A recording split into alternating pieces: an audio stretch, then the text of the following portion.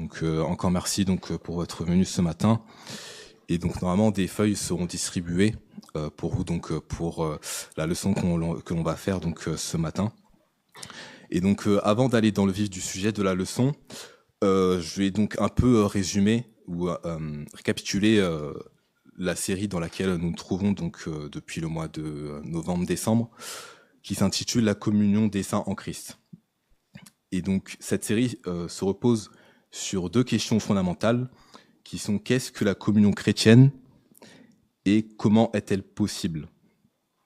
Et donc elle se divise cette leçon, ces différentes leçons en deux grandes parties, c'est-à-dire notre union et notre communion avec Christ, et ainsi que notre unité et notre communion les uns avec les autres en Christ.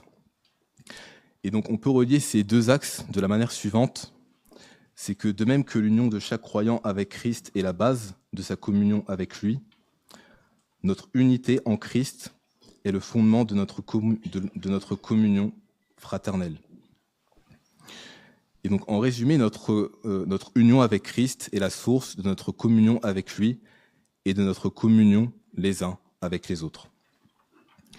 Et donc les objectifs en question de cette série, c'est premièrement d'expliquer le sens biblique de la communion chrétienne, de se réjouir de la source et de la portée de cette communion, et ainsi de cultiver la pratique de la communion chrétienne au quotidien, que ce soit pour nous, mais aussi les uns envers les autres. Et donc là, actuellement, nous nous trouvons dans la leçon numéro 9, qui s'intitule Une communion revêtue d'amour, ou de charité, si c'est marqué sur la Bible, c'est interchangeable. Et donc pour introduire cette leçon, c'est que l'amour est ce que nous devons porter avant tout. C'est comme un vêtement indispensable à la vie chrétienne et à la communion des saints. Et que Dieu ne nous a pas seulement sauvés pour que nous croyions individuellement ou que nous soyons seuls, mais pour nous unir en un seul corps où chacun sert, supporte et édifie l'autre par amour. Et donc c'est pourquoi nous sommes appelés par la Bible à être revêtus d'amour. Et donc vraiment l'amour, c'est vraiment une nécessité dans la communion. Et donc c'est ce qu'on peut voir dans les versets clés de cette leçon-là, surtout dans le verset 14, lorsqu'il est dit « Mais par-dessus toutes ces choses, revêtez-vous de la charité ou de l'amour, qui est le lien de la perfection. » Donc l'amour est une nécessité dans la communion parce qu'il est le lien de la perfection.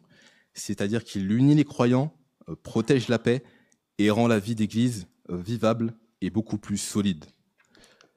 Et donc sans cet amour, la communion n'est qu'une présence extérieure, froide et fragile, et qui finit par se diviser. Mais avec l'amour, l'Église devient une famille spirituelle solide où la paix, le pardon et l'unité peuvent réellement demeurer grâce à ça. Et donc, vraiment, comme je l'ai dit avant, c'est que l'image de l'amour se porte comme un vêtement. Et donc, si c'est un vêtement, cela signifie qu'il est visible et qu'il amène de la chaleur à notre corps. Et donc, pour illustrer ça, on pourrait imaginer qu'il y ait deux personnes différentes qui sont en hiver et qui, à votre droite, il y a une personne qui a un manteau qui couvre tout son corps. Et on sait qu'il va perdurer dans le temps avec cet hiver, puisque ça va lui donner de la chaleur et il sera en bonne santé, en tout cas. Et à notre gauche, on peut voir une autre personne qui n'a pas forcément de manteau, qui peut avoir des vêtements fines. Donc on peut imaginer un t-shirt ou peu importe. Et on sait que pendant l'hiver, il ne va pas durer et donc il va potentiellement tomber malade. Et s'il reste trop longtemps, il pourra potentiellement mourir. Et donc c'est un peu ça en fait qu'on a dans l'Église, c'est que sans cet amour-là, on devient froid et donc cela peut être dangereux pour chacun d'entre nous tous. Et donc souvent, le peuple de Dieu est caractérisé par toutes sortes de vertus chrétiennes, que ce soit le pardon, sa gentillesse ou peu importe, mais sauf l'amour.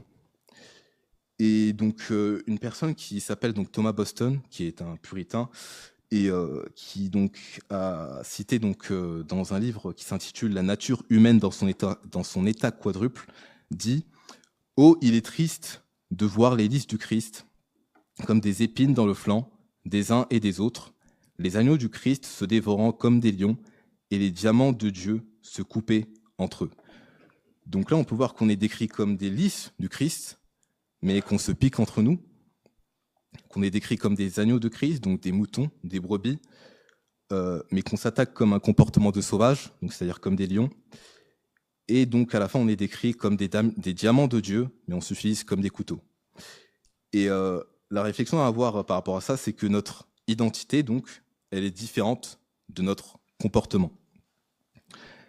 Et donc ce matin, donc, nous allons voir, trois points fondamentaux donc, sur notre communion qui doit être vêtue de cet amour que Dieu exige. Et donc pour commencer, premièrement, c'est que l'amour est la force motrice de la communion.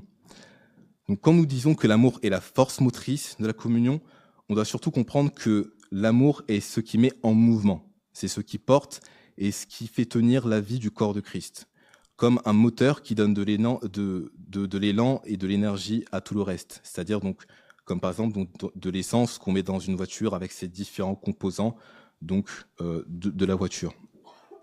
Et donc l'amour n'est pas un simple sentiment qui est ajouté à la fin, mais il est le principe qui rend possible les certaines vertus donc, de la chrétienté. Et donc, on voit tout d'abord donc, dans une première sous-partie que l'amour, elle est premièrement la force motrice de la communion dans la Trinité.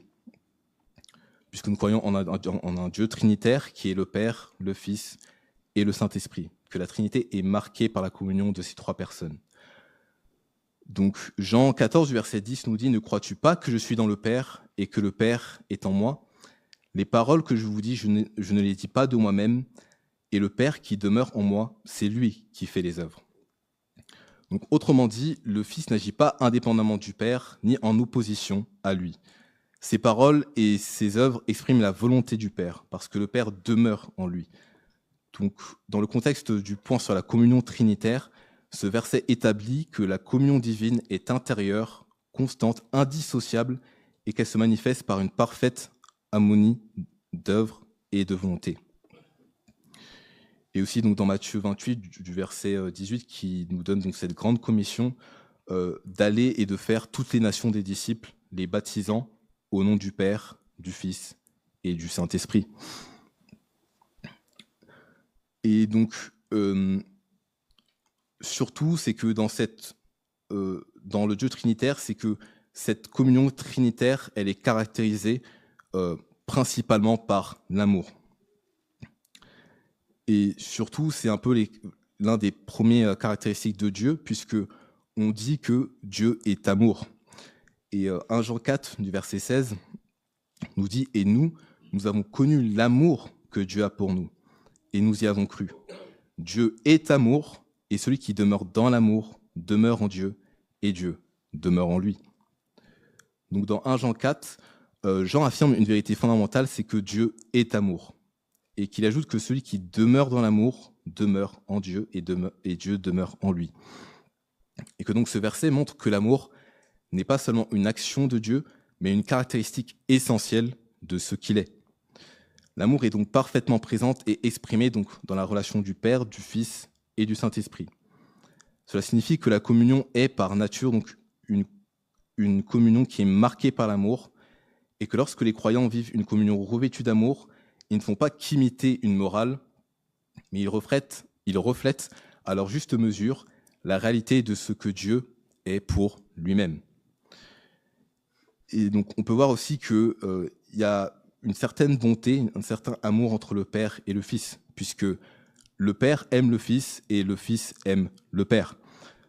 Dans Jean 10, du verset 17, Jésus-Christ dit « Le Père m'aime parce que je donne ma vie afin de la reprendre. » Et dans Jean 14, du verset 31, il dit « Mais afin que le monde sache que j'aime le Père et que j'agis selon l'ordre que le Père m'a donné, levez-vous, partons d'ici. » Donc Jésus dit que le Père l'aime parce qu'il donne sa vie et que c'est un acte libre du Fils, conforme donc au plan du Père. Et le Père aime le Fils, et ce texte montre que l'œuvre rédemptrice de Christ s'inscrit dans une relation parfaite où le Fils accomplit volontairement la volonté du Père. et que Jésus dit clairement que le monde doit savoir qu'il aime le Père, et la preuve de cet amour, c'est qu'il fait comme le Père l'a commandé.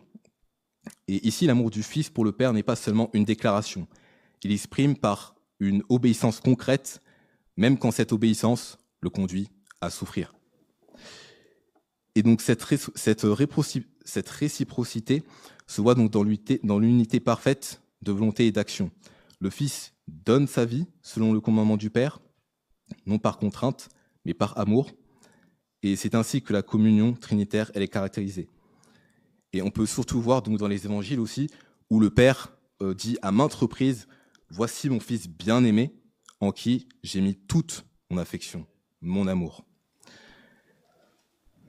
Et donc, aussi, donc, concernant le Saint-Esprit, il est cité surtout, principalement, que l'amour est l'un de ses fruits principaux, et même le premier, c'est-à-dire le fruit de l'Esprit. Galates 5, du verset 22, dit « Mais le fruit de l'Esprit est la charité, donc l'amour, la joie, la paix, la patience, la bonté, la bénignité, la fidélité. » Donc on peut voir que c'est le fruit premier et donc le fruit principal du Saint-Esprit.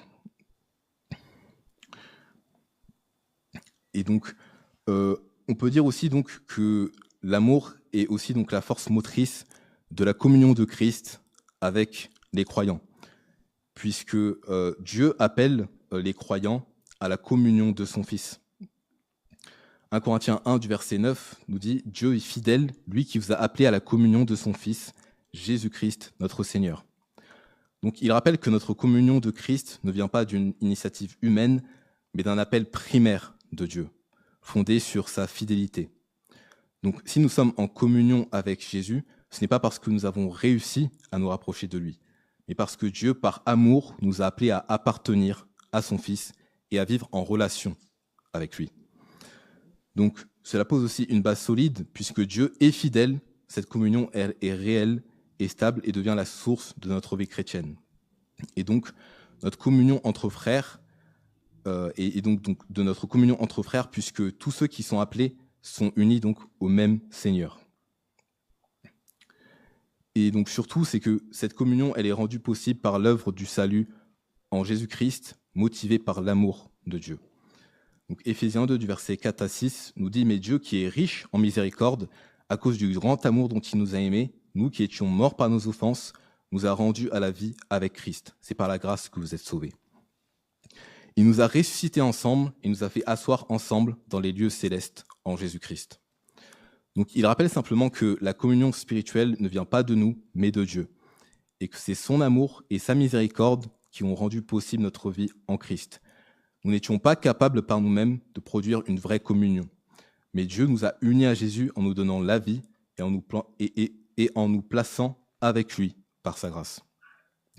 Donc, si nous pouvons marcher ensemble et aimer en l'Église, c'est parce que notre communion est d'abord le fruit de l'œuvre de Dieu en Christ et non d'un effort humain. Et donc, sur un dernier point, donc, nous allons voir aussi que l'amour est la force motrice de la communion des croyants entre eux. Et donc pour cela, j'aurais besoin peut-être d'une personne qui pourrait lire Colossiens chapitre 3 du verset 5 à 14.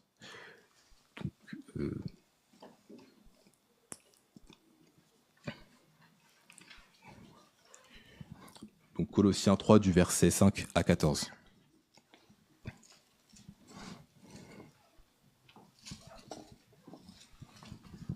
Ça arrive.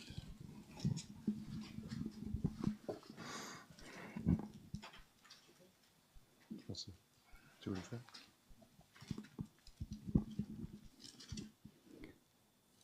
« 3, 5 à 14 » Oui. « Faites donc mourir ce qui, dans vos membres, est terrestre, la débauche, l'impureté, les passions, les mauvais désirs et la cupidité, qui est une idolâtrie. C'est à cause de ces choses que la colère de Dieu vient sur les fils de la rébellion. C'est ainsi que vous marchiez autrefois, lorsque vous viviez dans ces péchés, mais maintenant, renoncez à toutes ces choses, à la colère, à l'animosité, à la méchanceté, à la calomnie, aux paroles équivoques qui pourraient sortir de votre bouche. Ne mentez pas les uns aux autres, vous étant dépouillés du vieil homme et de ses œuvres, et ayant revêtu l'homme nouveau qui se renouvelle dans la connaissance selon l'image de celui qui l'a créé. Il n'y a ici ni grec, ni juif, ni circoncis, ni incirconcis, ni barbare, ni scythe, ni esclave, ni libre, mais Christ est tout et en tous. Ainsi donc, comme des élus de Dieu, saints et bien-aimés, revêtez-vous de sentiments de compassion, de bonté, d'humilité, de douceur, de patience. Supportez-vous les uns les autres, et si l'un a sujet de se plaindre de l'autre, pardonnez-vous réciproquement. De même que Christ vous a pardonné, pardonnez-vous aussi. Mais par-dessus toutes ces choses, revêtez-vous de l'amour, qui est le lien de la perfection. Merci. Donc, comme on peut voir dans cette portion de versets, on voit que les versets précédents décrivent les aspects donc, d'une communion entre croyants. C'est-à-dire qu'il y a des choses à rejeter ou à renoncer. Donc, c'est-à-dire les émotions négatives comme la colère ou les paroles déshonnêtes, qui est donc décrit normalement dans le verset 8 à 9. Et qu'il y a donc aussi donc, des choses à adopter.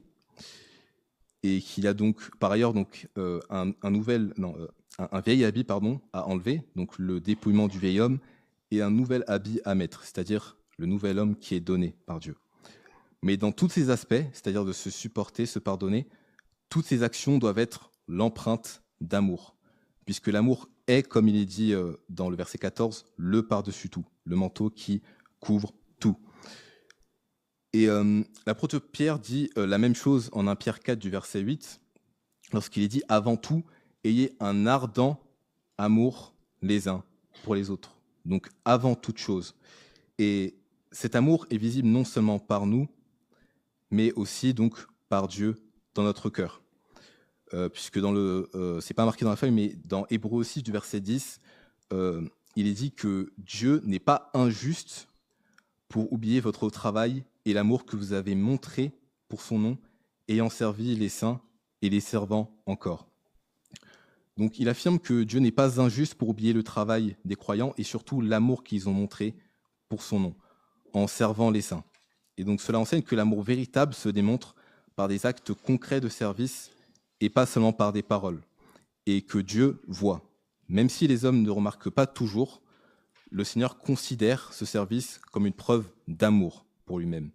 Parce que servir ses enfants, c'est honorer son nom. Et donc on peut clairement affirmer que l'amour est prééminent sur toutes les vertus possibles en tant que chrétien. Donc, nous allons donc passer donc, à la seconde vérité fondamentale qui dit que donc, dans l'amour, Christ nous a libérés pour que nous nous aimions les uns les autres.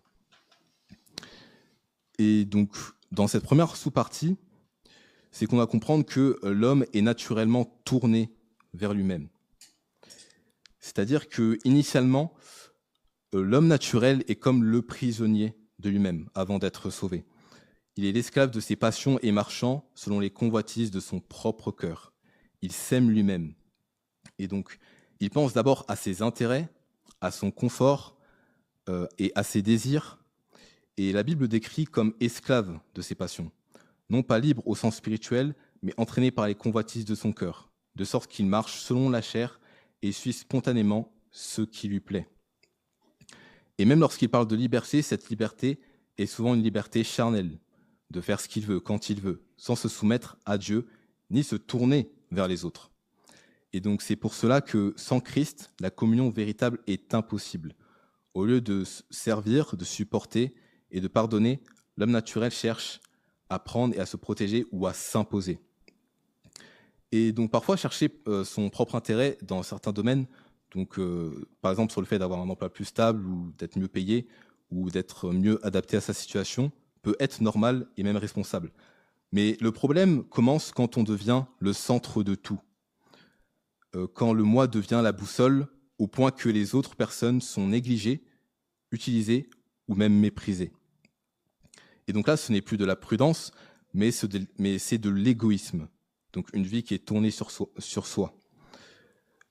Et donc c'est ce que Paul décrit comme l'un des signes des temps difficiles lorsqu'il est dit donc dans 2 Timothée 3 du verset 2 que les hommes seront épris d'eux-mêmes, qui sont aimants de l'argent, vains, orgueilleux, blasphémateurs, désobéissants à leur père et à leur mère, ingrats et impies. Donc il est noté premièrement que les hommes seront épris d'eux-mêmes.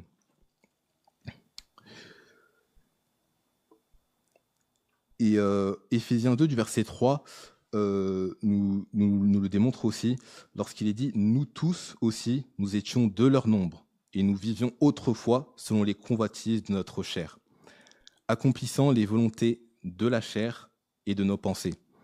Et nous étions par nature des enfants de colère, comme les autres. » Et je ne sais pas pour vous, mais on a toujours connu, par exemple, cet enfant qui, par exemple, a déjà une moto rouge, par exemple, et qui devient frustré parce qu'un autre a la même moto, mais dans une autre couleur.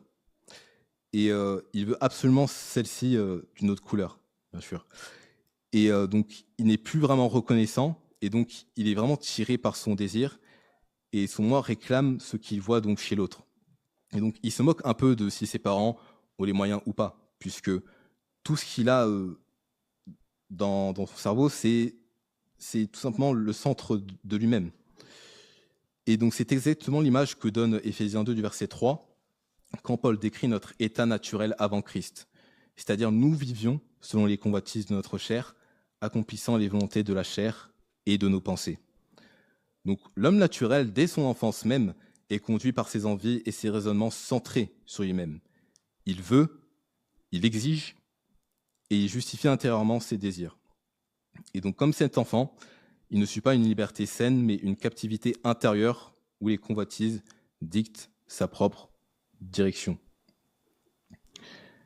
Et Philippiens 2, du verset 20 à 21, nous dit « Car je n'ai personne ici qui partage donc mes sentiments pour prendre sincèrement à cœur votre situation. Tous, en effet, cherchent leur propre intérêt et non ceux de Jésus-Christ. » Donc, autrement dit, on peut chercher un avantage légitime, mais dès que cela produit une vie centrée sur soi, au détriment de l'amour, et donc du service, de la paix et de la communion, on tombe alors donc dans de l'égoïsme pur. Alors que lorsque nous revêtons donc cet amour que Dieu nous commande, eh ben, la Bible nous décrit qu'elle ne cherche point son intérêt. Donc dans 1 Corinthiens 13 du verset 5, lorsqu'il est dit « Et elle ne fait rien de malhonnête, elle ne cherche point son intérêt, elle ne s'irrite point et ne soupçonne point le mal. » Donc ce qui n'est pas le cas de l'homme charnel, mais l'amour qui vient de l'Esprit de Dieu, tel que décrit dans 1 Corinthiens 13, ne cherche pas d'abord à se tirer un avantage. Il ne cherche point son intérêt. Il se tourne vers les autres, il supporte et sert, et il renonce à certaines choses pour préserver la communion. Et donc, dans une autre sous-partie, donc, on va voir que entre l'aspect différent donc, de l'homme qui est non régénéré, naturel, que l'homme régénéré est libéré par Christ pour se tourner vers les autres. Et que donc, fondamentalement, en fait, l'Évangile rend libre pour servir les autres dans l'amour. Et donc, Galates 5 du verset 13 nous dit « Frères, vous avez été appelés à la liberté, seulement ne faites pas de cette liberté un prétexte de vivre selon la chair. Mais rendez-vous par la charité, donc par l'amour, serviteurs les uns des autres. » Donc Paul rappelle que nous avons été appelés à la liberté en Christ. Mais il précise aussitôt que cette liberté ne doit pas devenir un prétexte pour satisfaire la chair, c'est-à-dire faire ce qui m'arrange afin de vivre pour moi. Mais au contraire, la vraie liberté chrétienne se voit quand le croyant se sert de cette liberté pour servir. Et autrement dit, Christ nous libère du péché afin que nous puissions nous tourner vers les autres, penser à leurs besoins, leurs infirmités, leurs intérêts, les porter, les aider et bâtir une communion qui est solide en étant revêtus d'amour.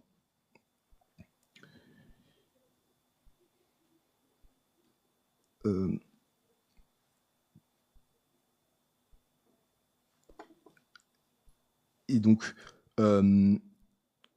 aimer donc, ce dont nous sommes membres en cherchant leur intérêt, c'est vraiment l'expression donc de la véritable liberté. Puisque comme à la fin de Galates 5 le montre clairement, marcher selon l'esprit a tout à voir avec la façon dont on pense et se traite les uns les autres. Et puis Paul poursuit donc dans Galates 6 à nous exhorter à utiliser notre liberté pour restaurer ceux qui sont spirituellement piégés et à porter les fardeaux des autres. Et donc lorsqu'un membre du corps est blessé, malade ou se blesse, le reste du corps doit se rallier donc autour de lui. Et donc parce qu'il est libéré, et donc puisque nous sommes libérés maintenant, eh ben, le croyant est commandé de se détourner de lui-même pour se tourner vers les autres, d'avoir une communion vêtue d'amour. 1 Corinthiens 10, du verset 23 à 24, nous dit que tout est permis, mais tout n'est pas utile, que tout est permis, mais tout n'édifie pas, que personne ne cherche son propre intérêt, mais que chacun cherche celui d'autrui. Donc Paul parle d'une idée de certains croyants qui répètent « tout est permis », et il ne discute pas seulement de la permission, mais il met une barre plus haute. Est-ce que c'est utile? Est-ce que ça édifie? Et que donc la liberté chrétienne ne se décide pas par « j'ai le droit », mais par « est-ce que cela construit l'autre ». Puis il donne la règle générale, donc dans le verset 24, que la communion vêtue d'amour se voit quand le croyant cesse d'être centré sur son intérêt et commence à chercher celui d'autrui, qui a précisément ce mouvement de détournement de soi pour s'orienter vers les autres.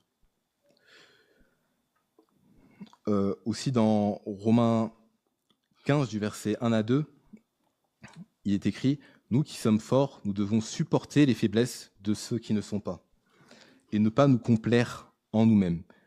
Que chacun de nous complaise au prochain pour ce qui est bien en vue de l'édification. » Donc Paul applique la même logique dans une situation concrète. Il y a des forts, plus libres dans leur conscience, et des faibles qui sont donc plus sensibles. Et que la liberté des forts n'est pas permise pour s'imposer, mais que c'est un devoir de pouvoir porter et donc de supporter. Et qu'il précise donc de ne pas se complaire en soi-même, c'est-à-dire de ne pas choisir selon son confort, son plaisir, son moi ou son opinion, mais la direction est claire, de plaire au prochain pour son bien dans un but précis, l'édification. Et donc la vraie maturité, c'est une liberté qui se limite donc par l'amour. Et donc dans Philippiens 2 du verset 4, qui est encore plus clair, qui nous dit aussi que chacun de vous, au lieu de considérer ses propres intérêts, considère aussi ceux des autres. Donc, Paul vise ici l'attitude intérieure donc, qui détruit la communion. Donc l'orgueil, le moi d'abord, et il ne dit pas n'aie jamais d'intérêt personnel, mais il dit ne regarde pas seulement à cela, mais nous avons ce devoir d'apprendre et à regarder aussi à l'autre. Et que donc c'est l'esprit de la communion revêtu d'amour, l'amour qui nous fait lever les yeux et nous fait remarquer les besoins et anticiper et donc servir les autres. Et que donc ces trois passages-là que l'on a vus sur cette sous-partie suivent une même progression, que ma liberté se mesure à ce qui est utile et édifiant, dans 1 Corinthiens 10, dans Romains 15, du verset 1 à 2, que les forts montrent leur liberté en portant les faibles et non en s'imposant, et donc dans Philippiens 2, du verset 4, que la communion se protège quand chacun cesse d'être centré sur soi et regarde à l'autre. Et donc, dans cette troisième vérité fondamentale de cette leçon, c'est que notre communion au Seigneur se démontre par l'amour manifesté les uns envers les autres. Et donc, premièrement, c'est que l'amour fraternel est la marque distinctive de l'appartenance à Christ. Donc, est-ce que quelqu'un pourrait lire, s'il vous plaît, Jean 13, du verset 34 à 35, s'il vous plaît.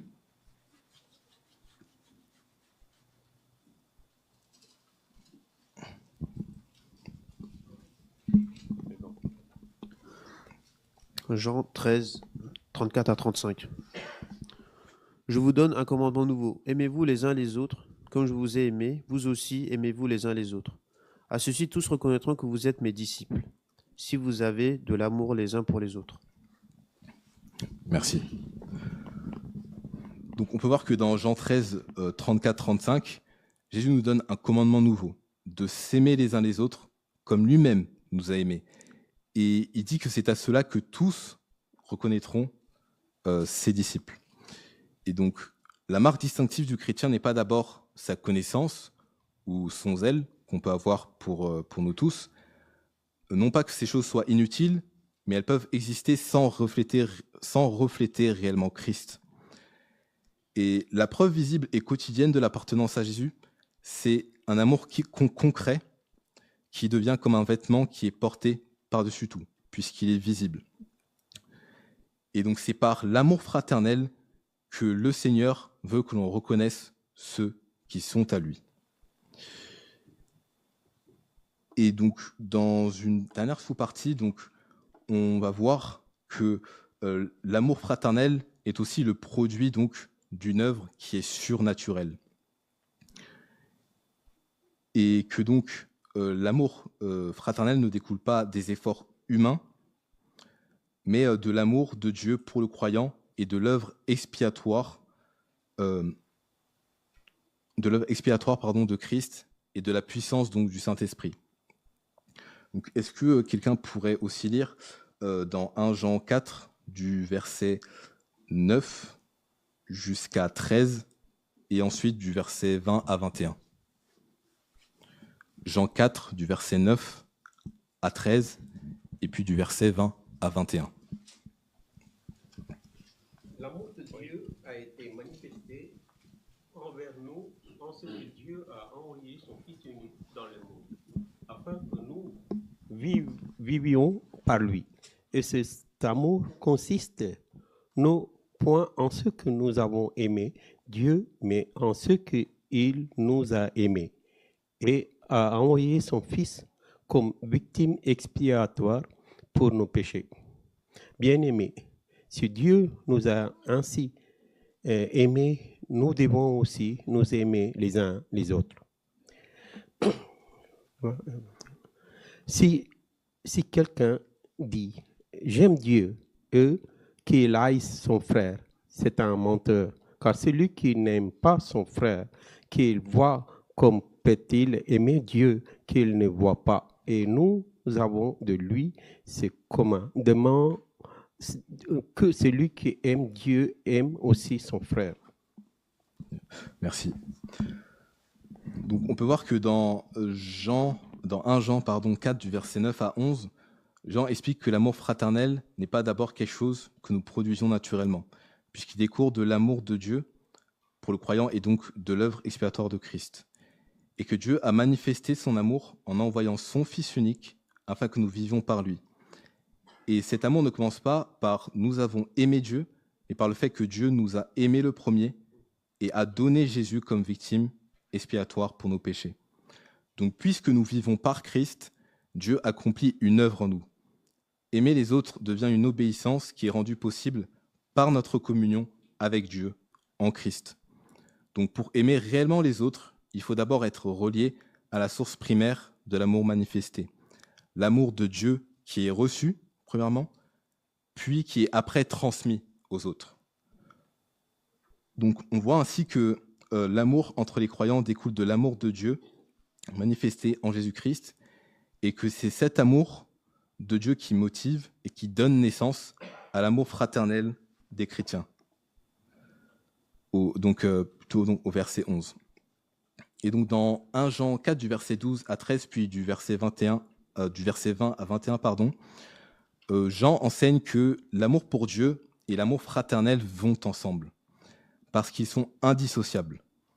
Et d'un côté, il affirme que Dieu demeure en nous lorsque nous aimons les uns les autres. Si nous nous aimons les uns les autres, Dieu demeure en nous et son amour est accompli en nous. Et il ajoute que cette réalité est rendue certaine par la présence du Saint-Esprit. Il nous a donné de son esprit, au verset 13. Donc, autrement dit, l'amour fraternel n'est pas un supplément optionnel, c'est une manifestation concrète de la communion avec Dieu. Puis Jean va encore plus loin, donc au verset 20 et 21, que si quelqu'un dit « j'aime Dieu » tout en haïssant son frère, il déclare que c'est un menteur, car on ne peut pas prétendre aimer Dieu qu'on ne voit pas, tout en refusant d'aimer son frère qu'on voit. Et il conclut donc par un commandement clair, c'est que celui qui aime Dieu doit aimer aussi son frère. Et donc selon Jean, on ne peut pas séparer l'amour de Dieu et l'amour pour ses frères. L'un prouve l'autre, et sans l'amour fraternel, la prétention ou le témoignage d'aimer Dieu est vide et donc sans valeur. Et donc, Galates 5, du verset 16, nous dit donc au sujet de marcher, donc d'avoir un amour par l'esprit, c'est-à-dire marcher selon l'esprit et vous n'accomplirez pas les désirs de la chair. Donc, les versets 13 nous parlaient auparavant que par amour, nous devons servir les uns les autres et que cet amour en question n'est que accomplissante à travers notre marche dans l'Esprit de Dieu. Et donc, Jamie Dunlop, qui a écrit donc « J'adore ceux qui te rendent fou », cite que la vraie joie dans la vie chrétienne vient quand nous aimons d'une manière qui n'est possible que grâce à l'Esprit, et l'amour confortable ne le fait que rarement. Donc l'amour qui est factice. Mais grâce au Saint-Esprit, on peut avoir cet amour qui est réel et qui est sincère et qui vient donc de Dieu.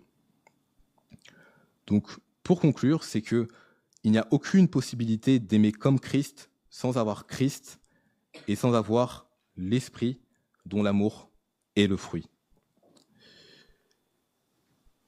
Et donc, pour terminer et avoir donc une conclusion sur une application et donc sur une exhortation, c'est que notre ancien thème donc de l'année dernière, que je rappelle, c'est que c'était donc d'avoir un amour toujours plus grand et toujours plus croissant, et que notre nouveau thème donc aujourd'hui, c'est donc le réveil, c'est-à-dire réveillons-nous. Et donc, même si certaines années, donc, les thèmes peuvent être changeables, les vérités fondamentales restent toujours présentes et elles sont inoubliables. Et qu'on ne devrait pas donc oublier ce que nous avons appris. Puisque Jacques 1 du verset 22 à 25 nous dit de mettre en pratique la parole et de ne pas l'écouter seulement, en vous abusant vous-même. Car si quelqu'un écoute la parole et ne la met pas en pratique, il est semblable à un homme qui regarde dans un miroir son visage naturel et qui, après s'être regardé, s'en va et oublie aussitôt quel il était. Mais celui qui aura plongé les regards dans la loi parfaite, la loi de la liberté, et qui aura persévéré, n'étant pas un auditeur oublieux, mais se mettant à l'œuvre, celui-là sera heureux dans son activité. Et donc, 5 fois, dans 5 lettres différentes, Paul ou Pierre exhortent leurs lecteurs à se saluer par un saint baiser, ou un baiser d'amour. Donc, par exemple, dans Romains 16, du verset 16, 1 Corinthiens 16, du verset 20, 1 Thessaloniciens 5, du verset 26, mais je vais vous lire 1 Pierre 5, du verset 24, qui dit « Saluez-vous les uns les autres par un baiser de charité ou d'amour. Paix vous soit à vous, tous qui êtes en Jésus-Christ. Amen. » Mais bien sûr, le fait de s'embrasser n'est pas le point fondamental, mais un accueil chaleureux, c'est le cas. Et que donc, les questions de réflexion qu'on doit se poser, c'est avec quelle chaleur nous saluons-nous quand nous nous réunissons? Est-ce que nous parlons seulement avec ceux qui sont presque toujours assis près de nous, ou seulement avec ceux que nous connaissons bien? Ou comment pourrons-nous, ou devrions-nous, prendre ce commandement d'aimer les uns les autres et l'appliquer à notre façon d'interagir lorsque nous sommes réunis dans l'Église? Et donc pour terminer, donc, un verset d'exhortation pour chacun d'entre nous tous, et aussi un sujet de prière pour l'Église, c'est que cet amour fraternel soit toujours présente et croissante, et pas donc dans une ligne stagnante ou descendante. Et donc, je tiens donc à rappeler ce verset de mémorisation que nous avons pu faire par ailleurs auparavant. dans Philippiens 1 du verset 9 à 11, qui nous dit « Et je demande dans mes prières que votre charité abonde de plus en plus en connaissance et en toute intelligence, afin que vous discerniez les choses excellentes pour être sincères et sans reproche jusqu'au jour de Christ, étant remplis des fruits de justice qui sont par Jésus-Christ à la gloire et à la louange de Dieu. » Donc toujours que nous nous revêtons donc de cet amour que Dieu nous commande de faire, et surtout donc de nous aimer les uns les autres et en Jésus-Christ.